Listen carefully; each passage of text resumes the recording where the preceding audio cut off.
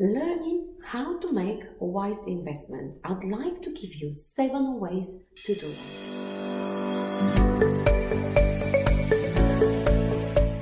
Hello everyone, welcome back to my channel. If you really want to acquire wealth, you need to do more than just earn money. You may tell yourself, this is not a good time to talk about investment, Antonetta. What are you talking about? Truth be told, there is no good time to talk about it. You just need to be disciplined enough to save in order to start investing. Oh, you have the cash already? Great. Acquiring knowledge on investing seems pretty scary, but it's really easier than you think. Even better, you can start anytime, no matter how much you have saved. I understand that doing anything for the first time can be pretty overwhelming, especially when it involves money and so much information on the internet showing you how to go about it. That's why this guide has been prepared to show you how to invest smartly and make the right investment choice. Before we go any further, let me quickly tell you I'm not a financial advisor.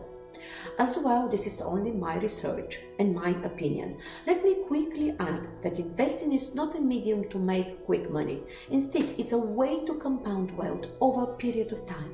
The good thing about investing is that you can start even with a small sum of money. All you need is a patience in selecting the right investment. Is that clear? Let's get started. Number 1, have the right mindset. The difference between a good investor and one who makes bad investment decision is the mindset. Having the right mindset allows you to make favorable decisions concerning your investments. More often than not, we tend to believe that we feel and think we have little or no effect on our investments, whereas that is totally untrue. Although we can't control the market, our mindset has a huge influence on how we react to whatever happens with the market or our portfolio. As an investor, the greatest enemy to your investment is fear. You lose a sense of good judgment when fear or panic gets into the mix. Fear could make you get low returns on investment, especially during market crash. That said, being overconfident in your abilities can also be really dangerous. Don't ignore the stats and take huge risks in hopes that your investing skills will save you. Make sure you always check your growing confidence and always have a healthy skepticism as a genius investor. Number 2, do you need any help investing? Yes? No? If you already have ideas on what and how to invest, then you may not necessarily need help walking that path. Or on the other hand, if you belong to the second category that answer is no, you should get help from a professional. That can be even a robo-advisor before making any investment. These online advisors build and manage a client's investment through a computer algorithm and advanced software. They offer automatic rebalancing, tax optimization, and create access to human help when needed. Even better, they are quite affordable to hire, or you can seek advice from a professional financial advisor. Number 3, long-term investment. How you have built now. You build the right mindset and got the ideas on what and how to invest. It's essential to learn the difference between long-term and short-term investment. Long-term investment is the most beneficial form of investing. Unlike short-term investing that involves trading in and out in stocks with a short period of time, long-term investment can last up to 10-20 years, minimum at least 5. With long-term investment, risk associated with price drops and short-term volatility is reduced drastically. Learn to study the market to know your best investment type before. Number 4, investment account is not negotiable. To buy most types of stocks or bonds, opening an investment account is very important. Just like we have our regular bank accounts for different purposes, there are also different investment accounts. Their investment accounts focus on retirement plans, can be PPP, and workplace pension scheme called WPS, and general purpose investment accounts like ISA. This is here in UK. If you're investing for retirement, it's advisable to seek for workplace pension scheme or I personally use SIP as I have a business and I've got tax relief. I've got an ISA account as well, just to save, to invest up to £20,000, and you can enjoy tax-free on any profit that you are gonna gain on this 20,000. Every year you can invest up to 20,000 free of taxes. It's a tax relief. This type of investment account is usually open.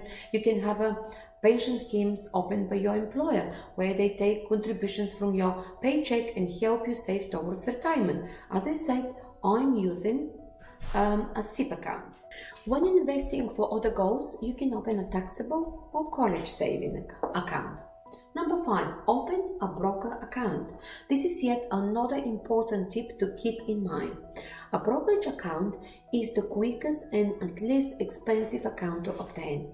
It is a self-management account that allows you to buy and sell different investments like stocks, bonds, funds, and all around them. Make sure that you can open your personal retirement account. Don't forget that. ISA is great, SIP is great. Number 6, robo-advisor account. Here computers are used to build and manage a client's portfolio based on the client's risk tolerance and goal.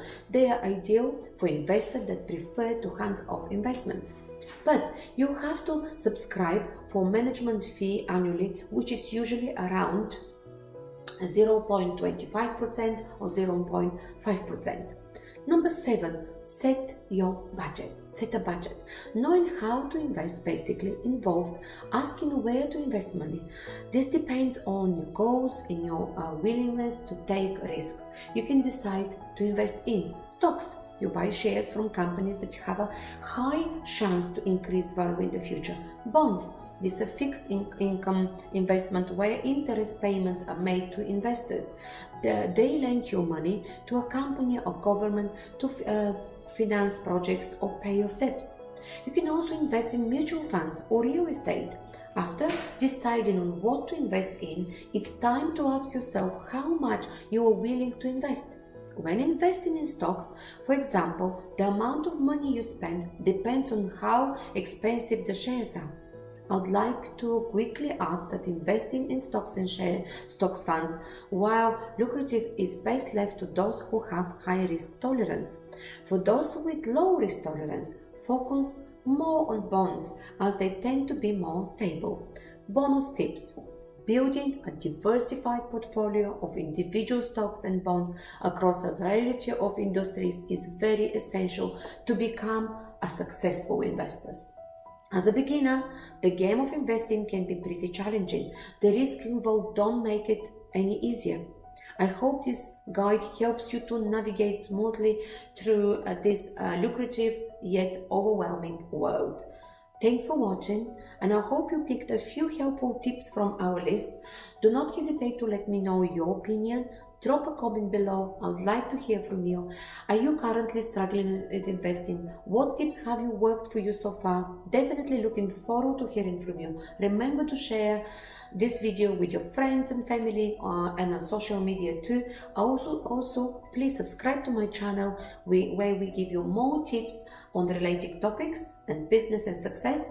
And next week, I'll come back to you with another important video about investments, because I think the moment now is crucial and important, so we can learn and everybody can get to investments and learn how to be successful and to start learning investments. It's really important, and I think everyone should know that. So till next time, stay green and motivated.